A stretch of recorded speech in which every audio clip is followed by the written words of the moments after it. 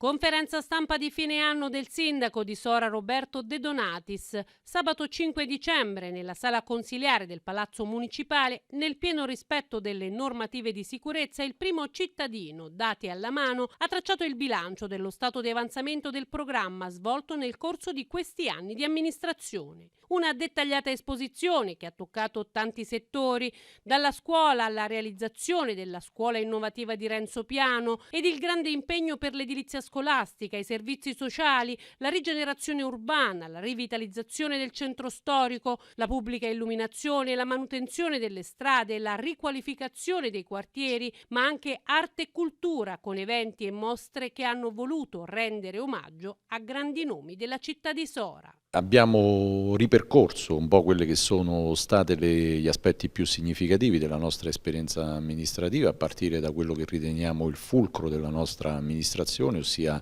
l'impegno sull'edilizia scolastica, a partire dalla scuola innovativa nell'area del Mattatoio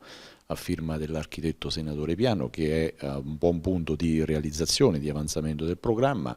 l'impegno sull'area dell'ex Serapi del Tomassi per la cittadella della scuola, che si stanno concludendo le procedure concorsuali e a breve avremo un inizio di messa in sicurezza del cantiere.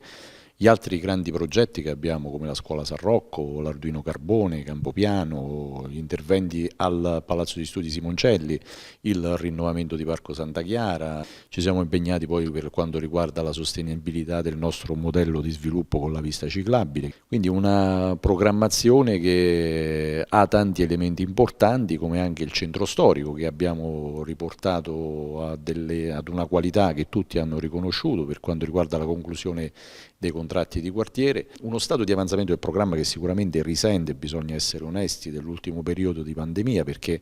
a questo punto dell'anno avremmo potuto raccontare dei progetti molto più avanti, ma sono progetti che rispetto ai quali abbiamo piantato semi solidi, hanno radici forti e stanno proseguendo con il normale iter di approvazione del progetto esecutivo e poi successivamente l'affidamento dei lavori. Anche sui servizi sociali non possiamo non spendere una grandissima azione che abbiamo portato avanti di sostegno alle fasce più disagiate della popolazione, la nostra attenzione, tutto ciò che riguarda gli aspetti culturali,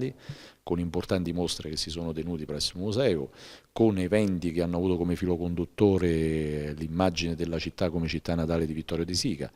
Naturalmente, ha sottolineato il primo cittadino, la pandemia ha dato uno stop a tante attività programmate, ma sono attività che hanno fondamenta solide e che nel corso del tempo diventeranno realtà, ricordando ai suoi concittadini che ha profuso il massimo impegno per la città di Sora. Ai miei concittadini dico semplicemente che abbiamo vissuto, avremmo voluto tutti vivere un'epoca diversa, ci è toccato vivere questa, l'abbiamo fatto con il massimo senso di responsabilità,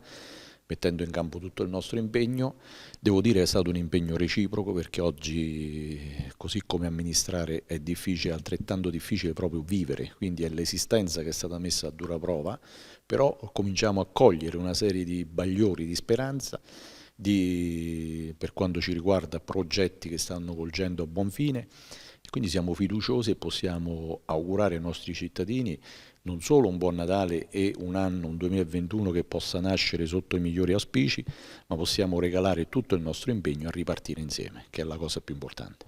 Sul versante politico, il sindaco De Donatis ha dichiarato l'intenzione di poter continuare il lavoro iniziato in questo primo mandato con la squadra che fino ad oggi lo ha sostenuto. Ho semplicemente tracciato un profilo di coerenza, che è stato quello che ha caratterizzato il mio inizio di avventura nel mandato del 2016,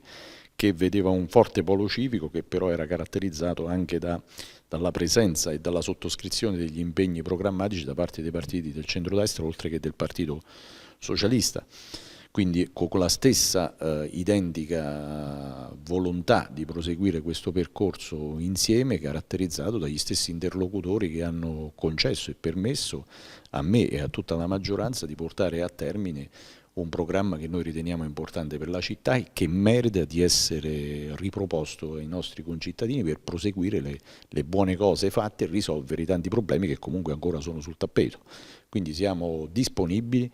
ad essere, diciamo, la sintesi di questa nuova iniziativa e di questo nuovo progetto.